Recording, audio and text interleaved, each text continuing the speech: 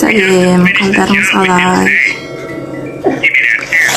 Бағана 10-ға таман тұрдым ба, содан кейін қуаныш созылып, әрең дейін